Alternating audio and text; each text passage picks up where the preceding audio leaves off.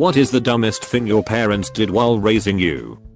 When I was too young to talk, my sister pushed me down the steps and I had broken both of my collarbones, unbeknownst to my parents. For a few days afterward they were getting such a huge kick out of the fact that whenever they raised my hands above my shoulders I would just start crying for no reason. Yeah, I'm pretty happy I don't remember that.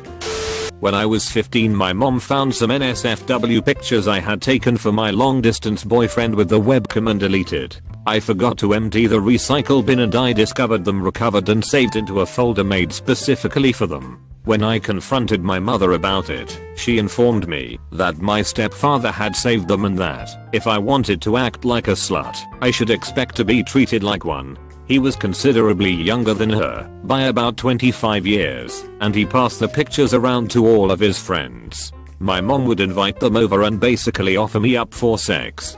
They would ask what I wanted to drink, and when they arrived, my mom would tease me, but isolate the friends and I leaving us alone to have a good time. When I moved in with them, she converted the dog's room into my room, which basically meant one of those foam fold-out chairs that turns into a bed on a bare floor, because the carpet had to be ripped up, because of all the piss and shit. Room still smelled like shit, and I had to live out of a suitcase. She also left me for a week and a half by myself with one of their friends staying in the house with $20 and a note to spend it on dog food. Oh yeah, and once when I had severe bronchitis I asked to go to the doctor. She said she couldn't afford it. I came back to the apartment later to find out she had gone with the neighbor to an amusement park. Thanks, Ma. This will probably be buried, but that was exceptionally cathartic. Thanks Reddit. I'm bilingual. Growing up I spoke both English and Khmer. My family would make fun of how I spoke Khmer and ridicule me. To this day I refuse to speak Khmer to my parents, but will speak it to anyone else. Now I make fun of their English. They never gave me a key to the house. Like explicitly made a point to never give me a key, and I had to be out of the house if they were gone. So there I am, parents gone, and I can't stay in my own house. Everyone I tell this to looks at me like I'm an alien. Some might consider this smart, but I don't. Whenever I had a female friend come over or talk over the phone they would make fun of me. Even though it was lighthearted, it made me avoid having close female friends. I have still never been in a relationship. I'm 22, and I only recently had my first kiss and lost my virginity at 21. I survived cancer as a child. In retrospect, this was hard on my parents. Not the fact that I survived it, the part where they had to watch their kid go through chemotherapy. One of the drugs I got was called methotrexate. Methotrexate has some neurological side effects, particularly in children, and, in my case, it did some damage to the language centers of my brain.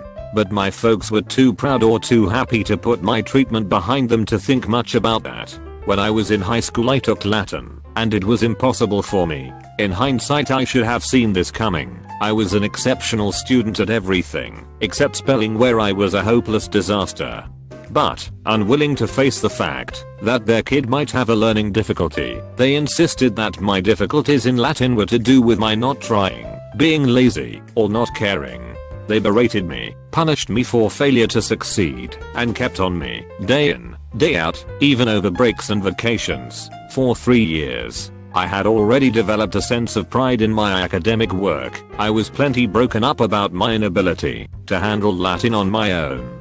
This led me to seriously question if I was who I thought I was, what my fitness was for higher education, and what I was doing with my life. And all that before my parents piled on when I needed them, more than anything, to support me. Eventually I managed to squeak through Latin with enough of a passing grade that college wasn't out of the question, though it did a number to my GPA and put it behind me, but the damage to my relationship with my parents was done. The people who should have been my strongest advocates and best allies had cast themselves as my antagonists, and particularly unsympathetic ones at that. At college I sought out the university's learning center which gave me a full workup, and, after a lengthy consult with a neuropsychologist, determined the extent and cause of my difficulties. The load off my chest, knowing that my struggle with language wasn't because of some character flaw of mine, or indicative of some greater intellectual failing, but rather an artifact of my cancer treatment, was enormous.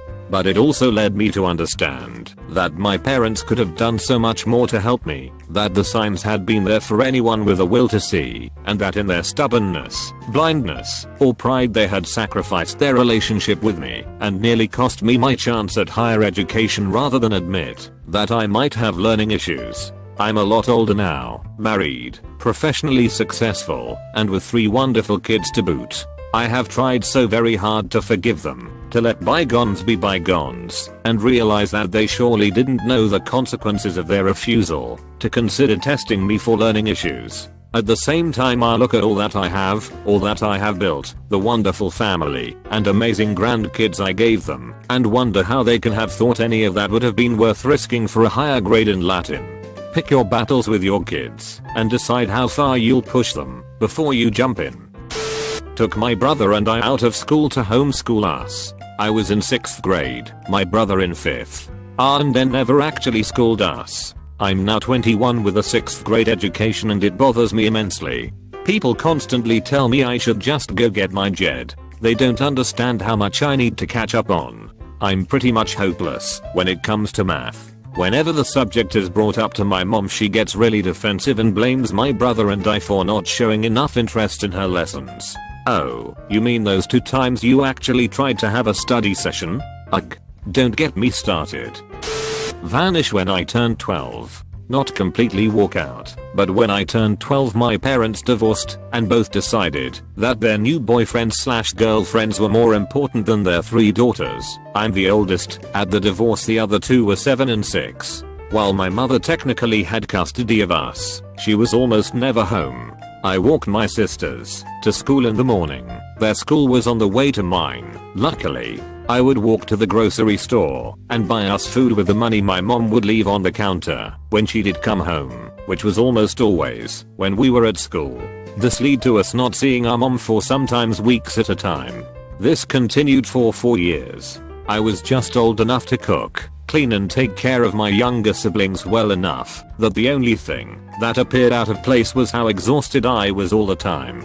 I'm extremely fortunate my sisters only got sick a few times, and those times my mother decided she would come home. About the time I turned 16, my mother came home, and my father decided they wanted to be a part of our lives. I got my driver's license and got out of there as quickly as possible. When I did come home my mom would get tired of me. I admit I was not a nice child to her. I resent her as much now as I did then, and kick me out within a week or 2. So my last 2 years of high school were spent at friends' homes and in my car. My grades slipped, but were still all passing.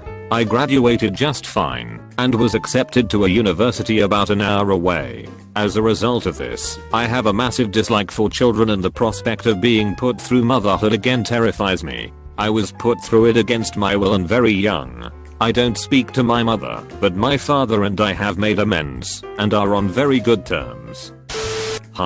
Finally, my mom was absolutely bananas over dental health. Apparently all of her teeth rotted out of her head as a child. Rather than blame the fact that she didn't brush, she focused in on the lack of fluoride in the drinking water at the time and blamed that. When she had my brother and then me, she realized that we had well water and well water doesn't have fluoride in it. She went nuts trying to find a doc that would give us a script for fluoride. She finds one, and he says to give us 1 drop once a day. She determines that's now enough and forces us to take 7 drops each twice a day. My brother and especially me had a lot of mysterious ailments growing up. As an adult I'm super short, my teeth are funny looking, and my bones are soft. I got arthritis at very young age. My brother has some issues, not as bad.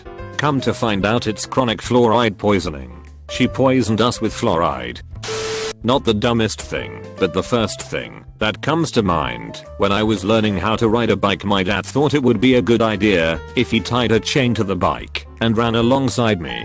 Not sure what he was hoping to accomplish because it offered 0 support, but he did it anyways. The idiocy really wasn't that obvious until I finally got a handle over riding and started to speed down the sidewalk.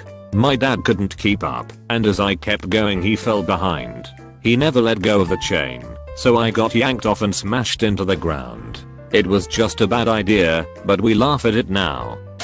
Not letting me go to a different high school. After grade school I specifically asked to go to a different school that was better funded, closer, and had a great reputation.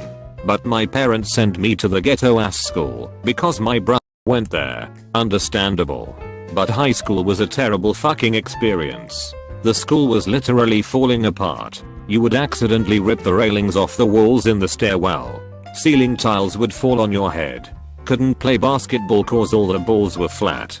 The place was condemned a year or two after I left. The football team was a giant gang. If you pissed off someone on the team you met them after school, the entire team surrounded you, and you let him beat the shit out of you. If you retaliated in any way, the entire team would stomp you the fuck out. A guy on the football team was beating up a gay kid in the hall. A teacher stepped in, and the player knocked him out. But he was a star player so got a 3-day suspension. Gay kid got 2 weeks for starting it by being gay, and, looking at him. As a gay kid in a school where the only 2 out people feared for their lives, it wasn't a great time. Fuck no, I wasn't out. 10th grade a bunch of my friends snapped and switched schools. Again, my parents wouldn't let me. When I saw my friends a few years later they talked about how the school had no cliques, archery classes and shit, and was basically the time of their lives. Not the worst thing, but I might have hated myself a little less. My older sister almost killed me. Several times. My parents were either blissfully ignorant of it, or downplayed the seriousness. This was a good 30 to 35 years ago, so if it were to happen today, I'm pretty sure someone would have gotten child welfare services involved. It didn't help that both my parents came from deep south us backwoods families, so it wasn't uncommon for siblings to be rough and tumble. But my sister is 6 years older than me, so it took a long time for me to catch up in size. It wasn't that I didn't try to defend myself. I would hit her, and it wouldn't hurt enough to dissuade her. When I was an infant, she climbed into my crib specifically because she had chicken pox and my mother told her to stay away from me because it might kill me. It almost did. She burned me. She stabbed me. She shot me with a pellet gun. She scratched me. She slapped me. A lot. It was the burn and the stabbing that almost killed me. The burn was of the 2nd degree variety and got infected. The infection hospitalized me. Fortunately, the stabbing was just a flesh wound, but a few inches to my left, or up the chest, and we would have been talking about a pretty serious situation.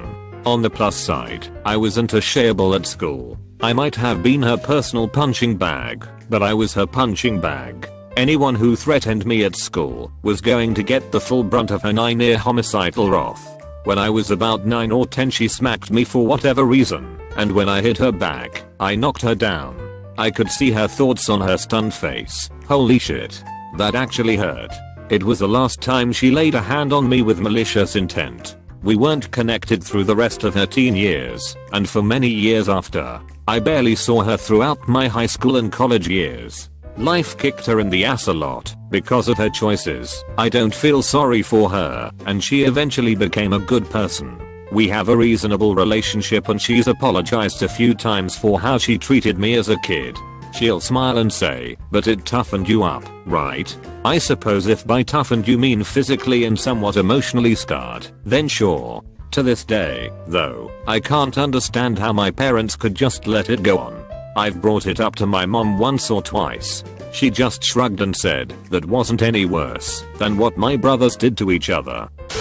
Taught me to be extremely frugal. I barely get to spend money on myself or friends, so when I do get the opportunity, call this my little revenge. I go all out.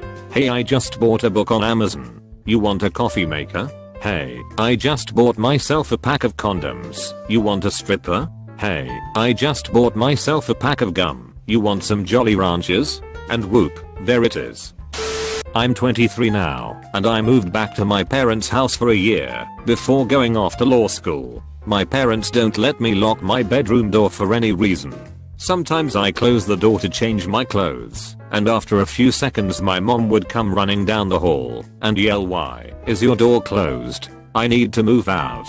Like now. I haven't jerked off in my own room for more than a week. I can't even lock the door at night because they always check in on me before going to bed. Ugh. My dad told me don't stress so hard about school. Your sister is the smart one. You're the pretty one.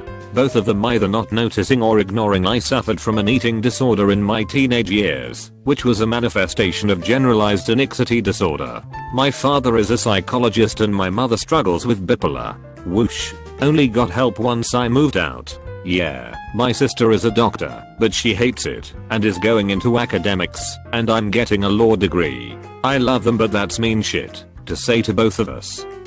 My parents didn't think I would be able to handle Bambi's mother's death when I was younger, so they recorded it to another VHS with that section edited out. The eventual confusion and feeling of deception was far more shocking. I didn't know Bambi's mother died until I was 22 and had a playful drunken argument enforcing the theory that she didn't. They thought I had lost my goddamn mind.